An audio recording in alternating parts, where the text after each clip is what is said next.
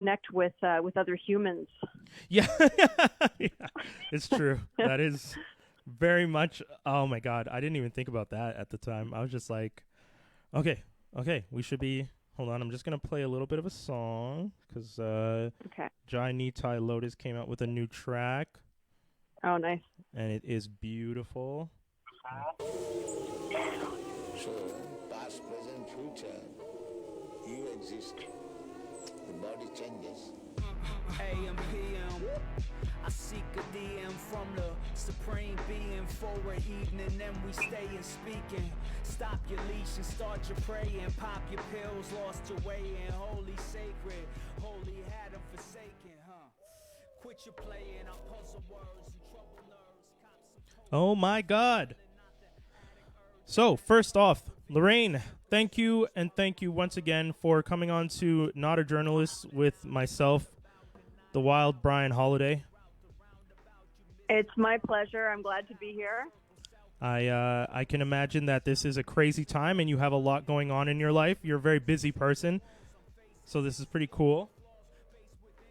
Hey, well, it's like I was just saying to you before. It's nice to connect with other humans, and it's something that I've been, this may sound kind of strange, but something that I've been doing a little bit more lately. Like my husband and I have been trying to connect more with friends and family, like every day. And some of our friends who live, remotely, and we're doing, FaceTime with them and stuff. And we have friends who live in other countries, and Yeah. it's just odd that we've actually haven't done a lot of FaceTime and Yeah. that kind of thing with them before. But this kind of creates that opportunity because you're connecting the same way with everyone at this point, like with your parents or your friends who maybe live down the street. Yeah. It's the same thing to speak to someone in Australia or San Francisco or whatever. So no, it's an interesting time. Interesting times. That's a really valid point. I didn't really think about it, but it's true. The amount of people that I know that I've spoken to on like Zoom or on Google Meet and all that stuff, and these are people that I've spoken to.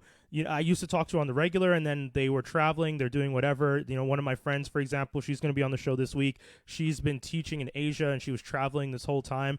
And her and I have been talking more now than we did before, and it's such a weird thing to think like, but I could have always been talking with you. Why didn't I take that chance? And I'm like, yeah, exactly. Yeah, the technology was there, but we just weren't as inclined to do it. It's but no, it's interesting. What do you think is causing us to want to connect? I mean, I guess that's the answer right there. I was about to ask, what do you think is making us want to connect with more people all of a sudden? But I would say it's because we aren't seeing people, so we want to connect with as many people as possible, probably.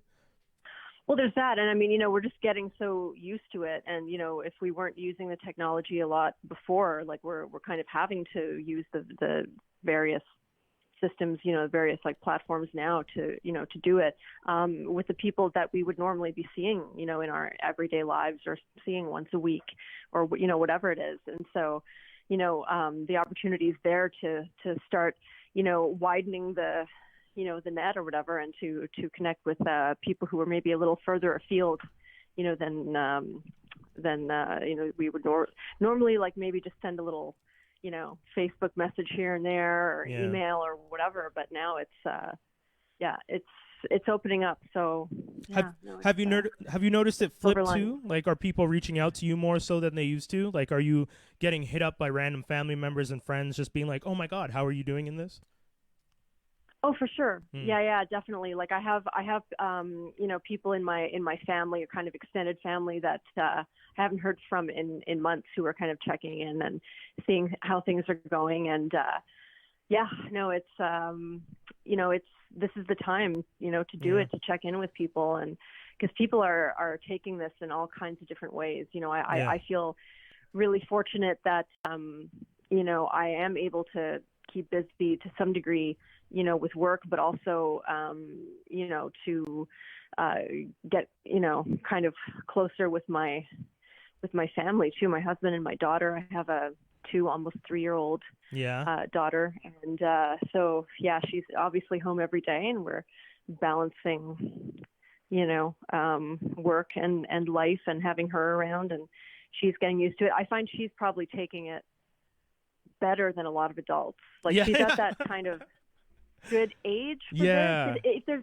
If there would be a good age for this, it would probably be her age, because we're able to communicate with her to some degree. We can tell her, like, you know, when we go for walks outside, don't get too close to people, don't touch anything. And she kind of gets it, but she doesn't get the magnitude of what this is. And we can have the news on, and they're talking about the most grim kind of situations around the world that are, or right here that are happening, and she's not absorbing that. So I'm glad that she's not a little bit older than she is. That's true. That would be rough. That's a great point. Like, I guess that is kind of the golden age right now to be at. You're old enough to have your mom and dad home and talk with them, or your parents, I should say. But so you're old enough to have your parents home with you and be spending time with your parents. Your parents are around more often than ever before. You don't really know why, but you're getting to like enjoy it as a child. You go outside probably more because, I mean, I'm not a parent, but I would imagine you guys are going out for walks and stuff just so that you're just not in the house all the time. And then, and then, there's also the just sweet, like, for lack of a better word, ignorance of it all. Yeah. Exactly. That does for sure. And there's also the element of being a little bit more spoiled, you know, than usual, like buying her more stuff, ordering more things. You know, it's funny. I saw I've been watching Trevor Noah on the Daily Show doing his social distancing edition of the of his show. Yeah. And there was, you know, they showed like a clip of this frustrated Amazon employee out in the States somewhere complaining about how people are buying all these non-essential items, you know, that they then have to package and whatever. Yeah. And I understand that. But sometimes if, you know, you have a 2-year-old who's begging for a Vampirina skeleton guitar for like hours every day. You know, that becomes like an essential item. Yeah, you know? Exactly. So... it wears you down. You're just like, you know, if I was at work, you wouldn't be saying this to me all day, but we're here. No. And I get it. You want this, and I want you to just be calm for 20 minutes. So yes, okay, we will make this arrangement. I agree. That's it. Yeah, that's one of the reasons, like, I'm not a 2 on my way to 3-year-old, but I am very much a 36-year-old on his way to like 5-year-oldhood. I'm still a huge kid, and my girlfriend has been nice enough to like give me the nod when I want to spend on a slightly silly non-essential items. Just because like, I've been building Lego because that's one of the things that really helps me keep calm in this situation. Like, I'm not and of course, this is the weird, funny thing that's happening to a lot of people. I'm not an introvert. I won't say that, but I'm also not like a go out every night extrovert type of person. And I've had a lot of friends be like, well, like, you know, I know you don't necessarily like to go out every day, but you do go out once in a while. So how does it feel to just not be going out at all? And I was just like, yeah, it's driving me nuts. So I just keep buying Lego. Like, there's like 1, 2, 3, 4, 5, 6, 7, 8, 9. There's 10 Lego sets in front of me that I've built on this table. Wow. Yeah. But there's one ordered on the way that I'm like, that I've been waiting for. It's like a couple thousand like maybe a couple hundred pieces, and I'm very excited to build it when it arrives. Well, you know, a lot of you know, it's funny. Like I have heard more and more over the past few years about, you know, these kinds of activities, like, you know, children's toys and coloring and stuff like that, you know, adults are now using to just to relieve stress. Yeah. And, you know, it seems like a good time. And, you know, I get to do that, but I, you know, with the excuse that I'm doing it with my kids. So I'm not, you know what I mean? Yeah. Like, I can kind of have that, like, both worlds thing where it's like, yeah, this is what I would be doing on a, you know, your average Saturday or Sunday afternoon with my kid, but it's also helping me somehow. So I regularly will go to Toys R Us and tell them, oh, it's for my godchild. I don't have it. No, I'm buying it for me. I'm always just like when I go in and I spend like $120 on Lego, I'm like, this doesn't. As an adult, I should not be doing this. But you know what? That's the other thing. Is like and for those who know me really well, will know this is a really fair fact about me. I don't drink. I've never smoked weed. I've never done any drugs. So I like all the other major adult vices that my friends have who are just like, and I mean, I'm not saying they abuse those vices, but like they like to go out for a drink to the bar, or they'll like to do this, or, you know, whatever that vice may be. I don't have most of those. Like the closest you'll get me to do is to go to a bar where there's a really good DJ and I'll bob my head and maybe have 1 pint of cider, and I'll nurse that for like 3 hours because I'm really not planning to drink anymore. Yeah. But then I'll go to Toys R Us the next day and easily spend the equivalent of what my friend spent on drinks the night before just in Lego. And I'd like to think that I'd like to think that the fact that I build these Legos and have the sets afterwards is an investment, as opposed to you know, I drank a bit and now it's gone. The alcohol's in my system, and I mean they still had fun though. They probably had fun. That's the thing. But you know what? Like, people are spending money on different things now too, right? Yeah. Like, there's only so much that you can do, and obviously, you know, it's not a time to be spending extravagantly because everyone is or will be hurting a little bit at some point, probably, or you know, a lot of people. But yeah, we're not going out. You know, we're not unfortunately going to shows and going to DJ nights and, you know, or spending money on drinks out, which are cheaper than drinks in. Yeah. You might still be spending money on alcohol, but it's going to be a different budget maybe. But yeah, it's people are, you know, ordering random things, you know, getting takeout, which is actually a kind of a really nice thing to do for the restaurants that are still open. And yeah, so it's changing a lot of people's habits. And, you know, I think that also, speaking of vices, like, some people are kind of, I'm sure there are quite a few people out there who are indulging more than they normally would. Yeah. There are conversely, you know, other people who are, you know, cutting back a lot, using this as the time to kind of, you know, restart and adapt their habits. And you know, it's a good time to be doing that too. If you're overindulging in things that might be affecting your health.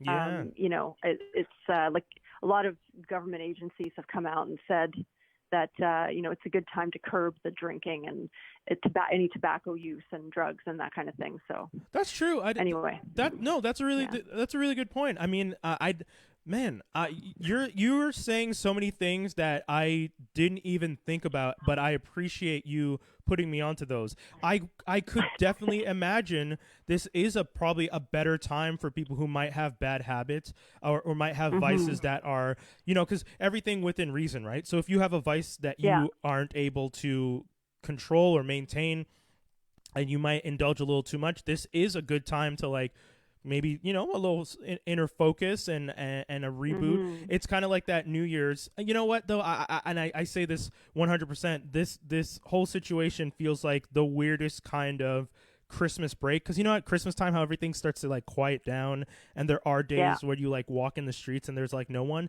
This feels like the weirdest extended like Christmas holiday break.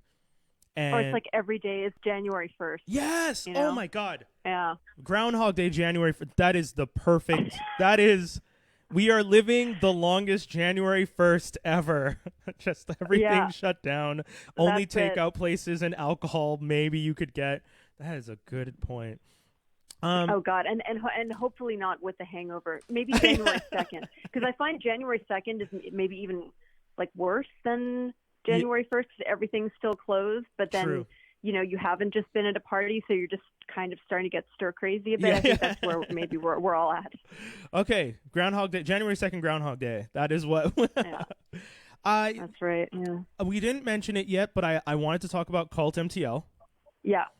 First off, and I'm sure many people in the culture and the community have said this to you, but we definitely owe you and the team that continued to represent and work hard in giving us a space to the voices of community and local content and talent. A thank you, and to you, because when things happened in the past and Cult started up, it was kind of just like, oh, okay, something's still there, and you guys have done an excellent job of continuing it and growing it and making it even better. I can easily, I'm sure you see it, but we can all see it's even better. The quality, and it feels more like something that belongs to us than something that belongs to them. Right. Well, I mean, thank you so much for saying that. That's very much appreciated. And, you know, we always kind of, I don't know. I mean, we've always been proud of what we're doing, but I find, increasingly things have been kind of tightening up, and our goal is just to kind of represent Montreal, even though we're not 100% focused solely on the kind of local cultural scenes. That's what we specialize in, and that's where we want to be. It's what we want to be doing, and not having corporate ownership like the Mirror did definitely has its benefits in terms of the content and the way that things run. Yeah. So yeah, no, it's.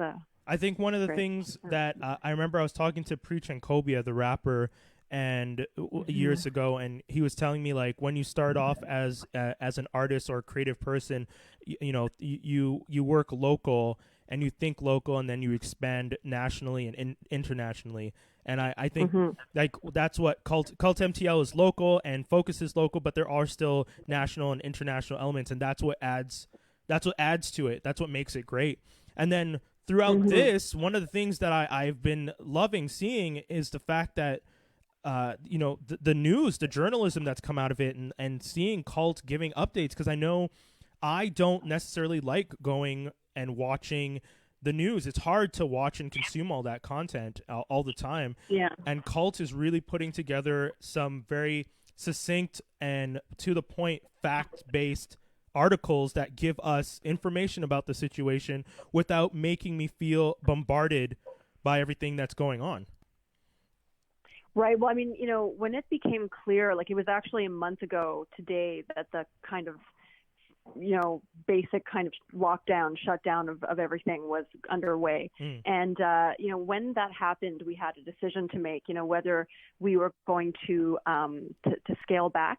That was something that we were thinking about. If you think about it, a lot of the cultural scenes and the artists and the kind of stuff that we normally cover was suddenly not happening anymore, right? Yeah. I mean, records are still coming out, not all of them, but a lot of them are still coming out. Yeah. But there's like films are not coming out. I mean, there's so much of what we would normally cover that just kind of got axed there. So, or at least temporarily. Yeah. So pushed back. We at that point decided to do kind of the opposite of scaling back, and we ramped up the city section, the news section more, with updates about what's going on, and with there's all these kind of support engines out there and fundraising campaigns and stuff for various there's the bar artist venue groups. staff, there's like the restaurant staff support. So we're trying to cover a lot of that too, so that people can continue to kind of fuel the scene that way. And we just wanted to kind of, I don't know, I guess provide a sense of hope that people are still out there doing things, that these efforts are there for people who maybe in a lot of cases are falling between the cracks of the various types of government financial aid. And that was very important for us to do. And, we unfortunately were not able to, print or distribute our April issue because the companies that handle that for us basically told us that it's not possible this month. Like first week of April was not happening. They had staffing issues, and I mean, obviously, so many of the places that we bring our magazine to, were closed, and remain closed. I just want to say quickly to anyone who's tuned in, because I've seen a lot of people jump on in the last 2-3 minutes. I'm speaking with Lorraine Carpenter, from Cult MTL. If you guys are watching on IG, I know if you're watching on Facebook, you can see her name, but if you're watching on IG, that's who I'm speaking with right now. And we're just breaking down some of the things that Cult has been doing to keep people informed during this time.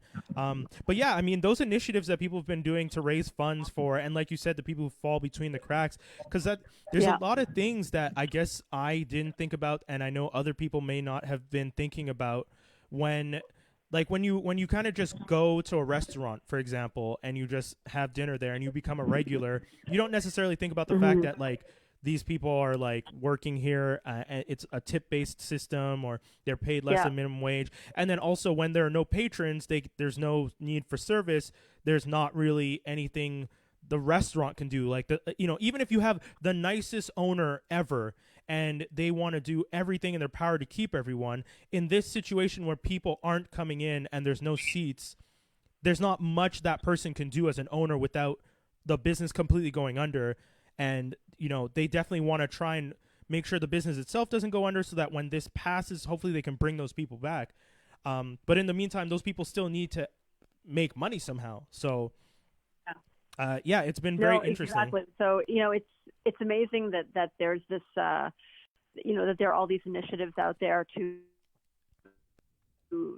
help these people. And a lot of them have been put forth by a kind of associations of, various venues and restaurants that are kind of banding together to do this for their staff.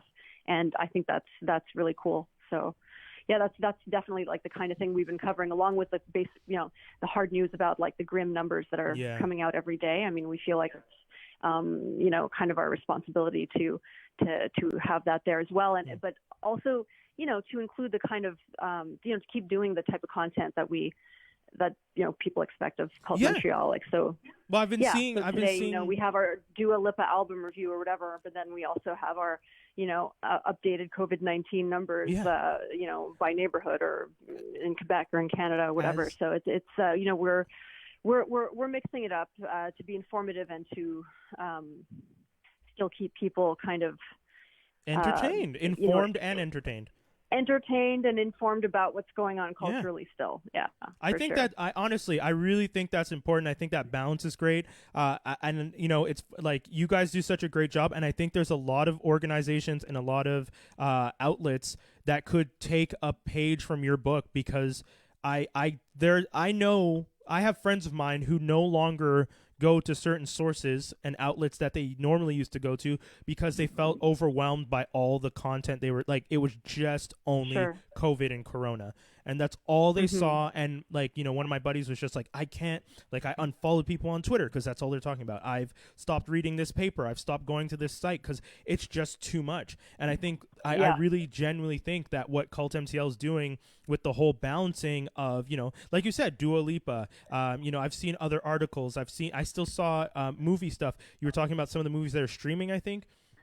On the different streaming services. I mean, it's funny because we've started doing that every week, like to have like a rundown of all the stuff that's streaming. But now that's become like the main thing that's in the film section every week is that, the streaming list, and also all the things that are going to video on demand that people can see, like the movies that were in theaters when everything got shut down. And so there's plenty to talk about there. But it's one of my it isn't. It's one of my favorite subjects, like with all that stuff, the back end and the media entertainment stuff. I don't know if you had a chance to listen or see some of the other Not a Journalist stuff that I've posted on the page. But I love talking. I'm actually, once this conversation is done, I'm going to talk a little bit about the stuff that's happening in India and Disney Plus and the numbers there, because I was reading articles about that last night and this morning. Yeah, super interesting stuff going on with the how Disney Plus's numbers are showing, and also with Quibi, because they came out with numbers. But I mean, those things are interesting to me, and that's one of the reasons. Like, I was one of the people who was laid off from work, and when I remember the first day being at home and being upset, not with the job, because like I said, it's another one of those situations where I realized that they're making those cuts so that the company itself can continue and hopefully I can go back. But it was also just sad because, funny enough, I applied to work at that company as early as 2007, the first time I ever applied there. Wow. And I only got in years later, and I genuinely love working there. So it was kind of it was really bittersweet because it was just like, I know why they're doing it and I get it, but it just sucked because I'd wanted to work there for like genuinely, I think it took 7 years before I got a job there, from the first time that I showed interest to the day I started. And then I worked there for 5 years, and then unfortunately because of this situation had to be laid off. And it was kind of less like, okay, I get it. Like, as someone who loves what this company does and the industry it is and what it stands for, I understand. I'll take this, bullet, as one might say. So that was kind of like a weird situation, but one of my other passions is podcasting. I love doing this. I studied sound in school, so it was kind of just like, okay. And then, once I got past doing some solo, I started being like, well, I know a lot of people who do a lot of cool, like the whole premise of Not a Journalist is to talk to people I know, because I know a lot of people who do cool shit, and I feel like those people all should get shine. And, like you guys do, I wanted to similarly brag about cool people in the city and in and around, which is what brings me to the last subject I wanted to talk about with you. The Best of Montreal had to be postponed a bit, which is unfortunate, but the explanation is completely logical. Like, I can't see. Like, first question, was anyone annoyed? Did you get any like angry messages? No angry messages. Good. I think that it's kind of, if you think about it for a second, it's like, yeah, that makes sense. Yeah. I mean, already we didn't, like, we did an April issue. It's online on our site at the magazine section. Yeah. We're probably going to have to do that again in May. Yeah. So that's why we decided, let's push Best of Montreal until June, and extend the voting period so people can still go to the site and vote until May 10th. Okay. And it just makes sense, but it's also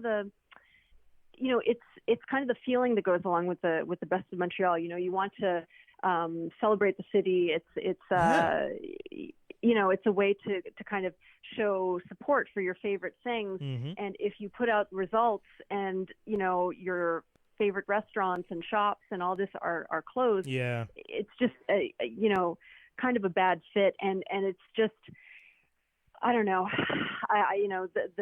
the word vibe is really overused, but it's a bad, it's like not the best vibe right now for that type of thing. It just feels right to put it off for 1 month.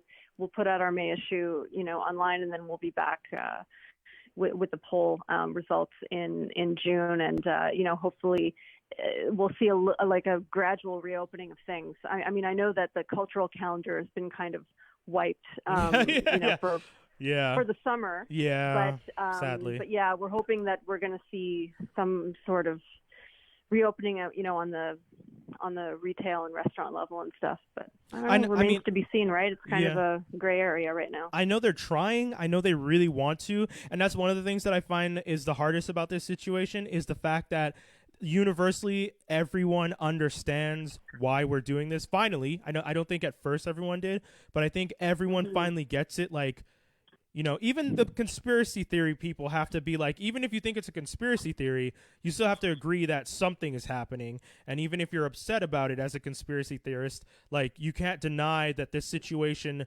is hard for everyone to handle, and we can't just all rush back in one shot. It wouldn't even work if we tried. So the progressive return to work, I think, and I know that they're trying, there's plans, people are working on something at the government level to hopefully allow for things to roll back very slowly and, give us some sort of some semblance of normalcy again. And I think that's great. And I agree. I mean, one of the things I spoke to one friend whose immediate reaction when I told them that after you posted, I told them, like, yeah, so they're going to be postponing it until the June issue. And they're just like, what? Why? And I was just like, well, because, and I explained to him, like, one of the great things about this, the cult, is when you get the physical copy and you have that list. And I know people who cut the list out and keep it in their pocket for like their they're like, yo, my favorite thing's tacos, and these are the top 10 taco places. I'm just going to keep this list on me and just be like, check it off every time I hit up a taco spot that's on the list, so I can, and I was just like, oh, I never even thought to do that with the list. I was just like, oh, this is a cool spot. One day maybe I'll go there. But there are people who follow the list and like actually try to hit up all 10 spots over the year. And I think that's amazing. Right. That is, when I say I like giving shine to things, and I like that, like, Cult is not being biased. They're just giving everyone an opportunity to give shine to all their favorite places. And that's what's really cool about the Best of Montreal list. I really like that community approach of promoting things, and then people being able to go out and be like, hey, let's all go to, best dive bar, best, taco place in one night. And like, or, oh my God, I never even thought of this.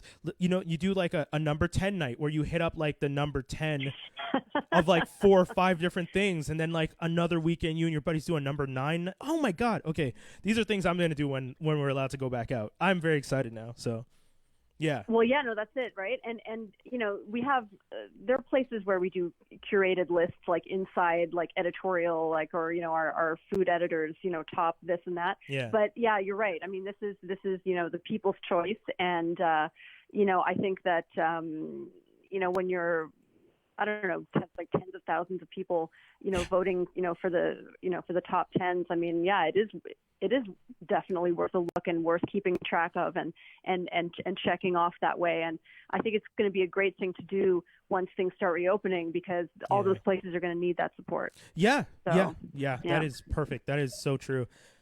Lorraine, thank you so very much. This was a great conversation. I really appreciate it. Like you said, connecting with people has been so much fun, and it was great talking with you. And shout outs to Tim. I know Tim is in the background somewhere, hopefully. For those of you who don't know, I've known Tim since we were kids, so it's always cool to see how Montreal connects, because I remember when I think I bumped into you at Tim that first time, I was just like, oh my God, Tim? And I was like, oh. And he's just like, yeah. And I was just like, this is so cool. So, yeah. It had been a long time no, that's awesome. Well, thank you so much for for having me. And I'm really liking what you're doing. And thank you. It's like that. When you were doing your walk there. The other week, it was like I was like living vicariously through that, because we're not supposed to go out of our neighborhood. So that should be a thing, like Montreal tours. Yeah, I mean, have someone in a different neighborhood every week. Oh my God, we should. That definitely should be something. I would love if you guys need help with that.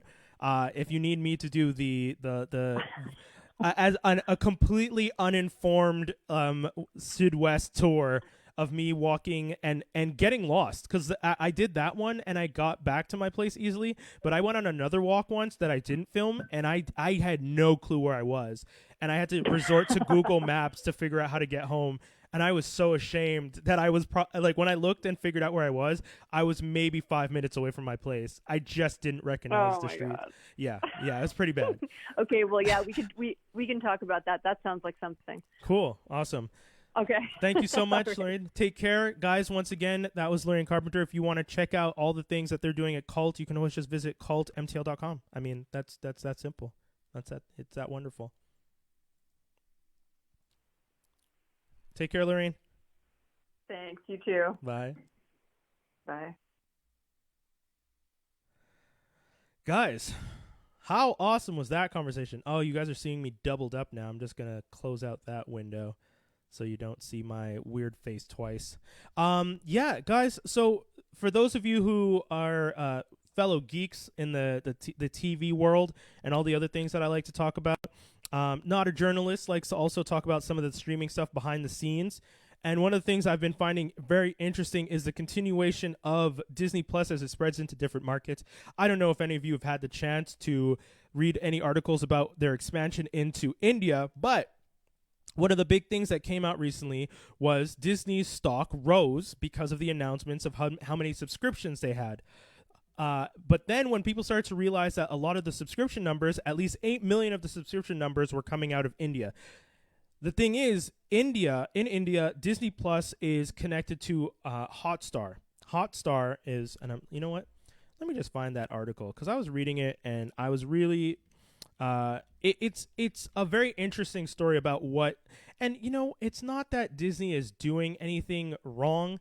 It's that I think people, oh, you know what? I'll be honest. It's not that they're doing something wrong, but it's one of those omission is betrayal type situations. Disney was not informing people initially when they started to release the numbers about how many subscriptions they had, about how many of those subscriptions were coming from India in relation to how many of them were people who are already subscribed to a service that Disney Plus was going to be linking with in India. And I think that's one of the things that really threw people off, because when they realized that there was 8 million subscribers already on Hotstar, and I'll just explain.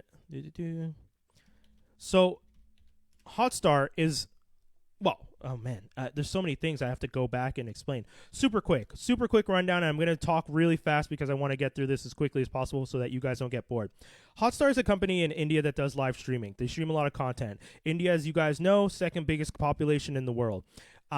One of the big things in India is cricket. International Premier League is broadcast primarily through Hotstar. So if you have that service and you're living in India, you are able to watch the IPL, which is the Indian Premier League cricket, which again, huge. Like, we're talking like, if you look at their numbers for sporting events and you compare them to numbers in the States for like all the major sports that we think are big, we are nothing. It is a drop in the bucket compared to what the numbers are over there. Cricket is killing over there, and that makes sense. The game is hugely popular. It's been popular. I think one of the first Not a Journalist I ever did, my cousin and I were talking about it in the comment section. It's big. It's big business. Money. We're talking big money. You can watch an episode of Patriot Act. Hassan Minaj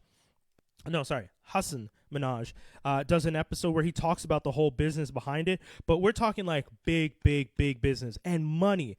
And so Hotstar was originally, and this is the thing that's really cool, because I used to talk about this all the time when we used to do it on Geektastic Sci-Fi and this whole thing was happening. Hotstar had a big deal with Fox, right? So Fox had this huge deal. Fox, who was a big player on the international sports level, was doing things. Fox Sports is everywhere and doing all that jazz.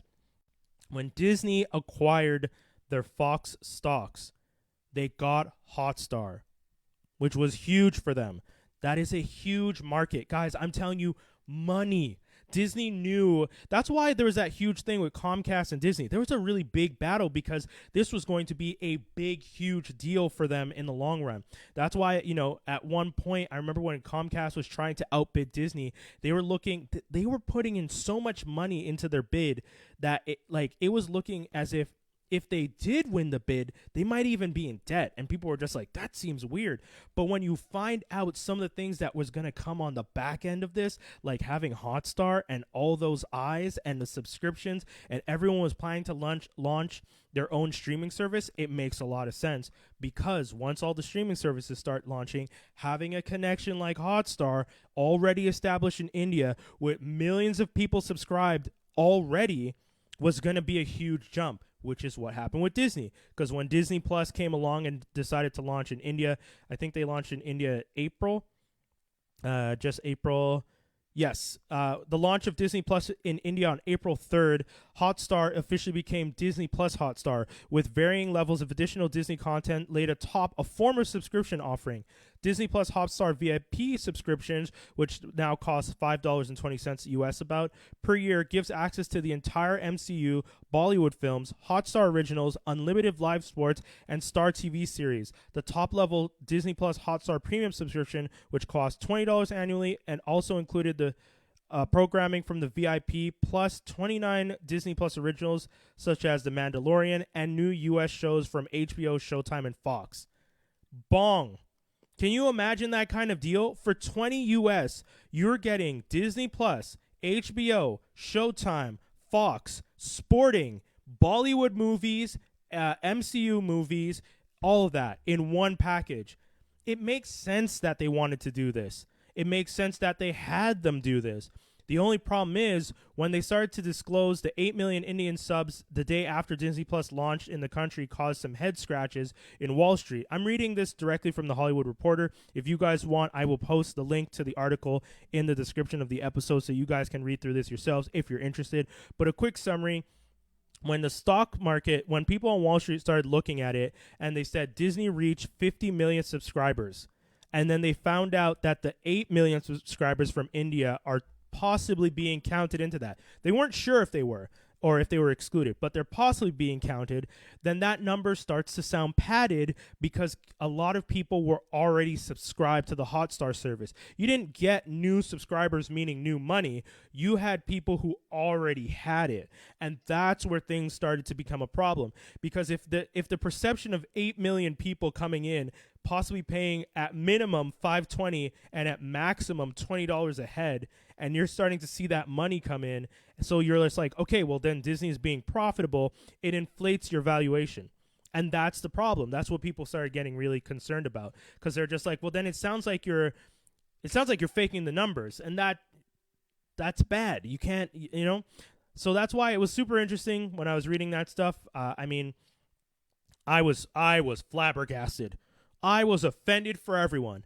No, jokes aside, I'm the type of person who finds that stuff super interesting. You guys might not necessarily find it super interesting, but if you do, check it out, man. This is like the article is very interesting. I think what they did is, again, I don't think they did this as a way to like offend or upset people or like play people for stupid. It's not like they're saying like, hey, we're toying with the information. You know what though? I won't say that. I'm not going to say that, because at the end of the day, you like if you're in business and you know the information you're giving is going to affect your stock price, then yeah, I regularly try to give people I try to give them reasonable doubt. Like I try to think like, okay, well, they didn't do that on purpose, or maybe people are just misunderstanding the situation. But at the end of the day, I can't hold it down for them on this one, because it's obvious. Like they would have known. They would have known adding 8 million people to the subscription numbers would make it look like they're making tons of money. They'd know that. They do know that. And that's what it is. That's why people were upset. Is what they did illegal? I don't think so. I mean, it's not.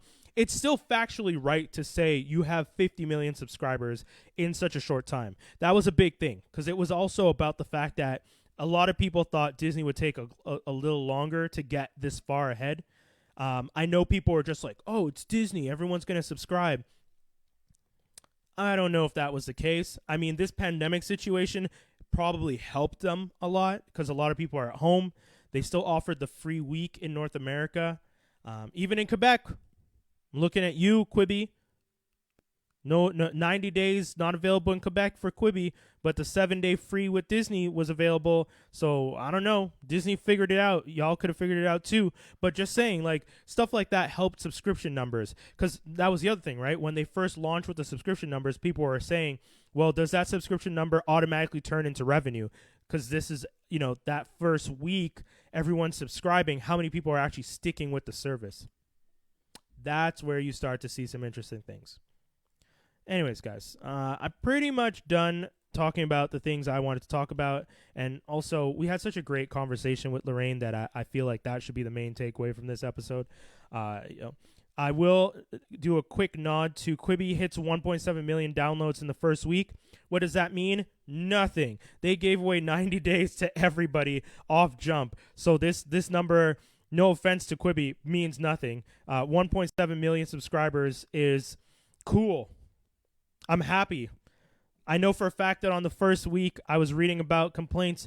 If you guys want to go, you can go to the Reddit pages. You can check it out. People were also upset that they could not cast to their TV. I was perfectly fine with it. I never wanted to cast to my TV. It wasn't something I needed. I knew I wasn't going to be able to. I still tested it to see, because I was just like, well, what is this going to be like? But also, you know, it's unfortunate because in a time like this where everyone's at home, I know a lot of people. I have a lot of friends who watch TV. Sorry, I'm going to try and get some of these ads off the screen because this is blowing up with ads over here on Hollywood Reporter. Don't get me wrong, Hollywood Reporter. I know I'm the one showing your thing on the TV screen. If you guys are watching on Facebook, I have the articles up. If you guys are watching on IG, shout outs. Thank you for tuning in again. But yeah, I mean, in a pandemic situation where I'm at home on my couch, sitting next to my partner, sitting next to family, I don't necessarily only want to be able to look at things on my phone because then that's just a lot of people sitting in rooms looking at the phones by themselves. If you're living on your own in this pandemic situation, that's also another thing. I don't know if staring at your phone is the best thing. Maybe having your phone connecting with people and also watching stuff on the TV might be something you want to do. I don't know. That could be where you're at. If that's the case, Quibi is not the app for you because you can literally not cast it to your TV. The only way you can cast it to your TV, as far as I know, is if you get that cable. There's that special cable that you can use to plug into your phone that turns into an HDMI and then mimics your screen, like, perfectly. That's the only way I think you could. Other than that, you have to watch everything on your phone. And having watched a lot of the content, it is what it is. It is what it is. You know, the content is essentially, like Chrissy's Court, for example, is essentially a 1 hour episode of Judge Judy or The People's Court or whatever, one of those shows. And it's just divided into six 6-minute segments. And that's it. Same thing with any of the shows. It's just, and I knew going in that's what it was going to be, but I guess, you know, there's a difference between knowing what something, imagining what something is supposed to look like, knowing that it's going to look like that, but then actually holding it in your hand on a smartphone and then watching a show, and it's just one, like, it's between the commercial breaks.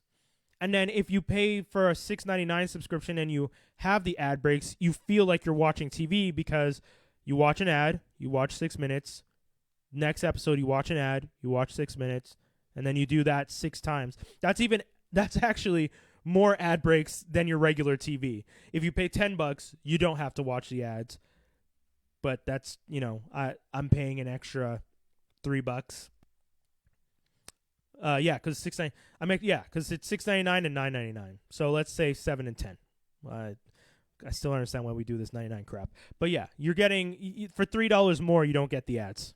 It's like when you buy an app in the App Store, you get it for free and you get ads in it, and you can pay $2 for it and you get it without the ads. It's the same thing. It's just that this is monthly. So, anyways, guys, I'm done. I had fun. I had a great conversation with Lorraine. If you guys didn't hear it, if you're only tuning in now and you missed the conversation with Lorraine, don't worry. This episode is going to stay up on my Facebook. Once again, you can go to facebook.com/Brian Holidae, BrianHollidae. And if you just want to watch these, you can go to Brian Holidae. You can go to facebook.com/Brian Holidae/live. All the live episodes are there. And if you're watching this on IGTV, thank you for tuning in. But this actual IGTV segment that I did, I'm not going to keep it up because I'm going to upload this the Facebook one because I figured out how to do that. Shout out to Mob of Goodness who taught me how to do it the other day. So you guys can watch it on my IGTV in the next hour or so. But that's pretty much it, guys. This is the whole show. Thank you so much. I'm going to go out once again. I played it at the beginning. I'm playing it at the end. And this is Inner Space by Jai Nitai Lotus. This is a new track that he released just today. Wonderful track. Hopefully it doesn't get flagged because I don't want it to just be silenced when I go off. But here you go. So, past, present, future, you exist. The body changes. AM, PM, I seek a DM from the Supreme Being for an evening, then we stay and speaking. Stop your leash and start your praying. Pop your pills, lost your way in. Holy sacred, holy had them forsaken, Quit your playing, I puzzle words and trouble nerves. Cop some potent herbs for healing, not the addict urge. A manic purge, reveal it. Sucker surge, mark my words. Pucker turds from out your mouth, but drowning out. I'm out about and not a doubt. I flex the route, the roundabout. You miss your turn, I turn shit out. I circle south, I see the drought. As servants shout the names of gods, I'm riding out. Sanskrit hymns on sacred walls, I'm facing him. See all my flaws, base within, keep all that's raw. Win that force, the silent fall. Desire win, but won't get all. When Krishna spins, purpose wins always. Pushing the genius that manage believers, the underachievers that struggle with demons. They figure they even working the odds through cracks in the cement. Give me a reason, I'm calling on guard and changing the season. Cause brothers is cold, but falling like leasing. Blooming through snow, they coming up freezing. Blowing through snow, we coming up freezing. A holy ghost, a holy host that hardly boast, that mostly roast, that shows the gross, the hopes for lonely souls that mostly roam, Looking for space we call a home. Looking for space to be alone. Looking for space to be yourself, where nobody else can judge your own.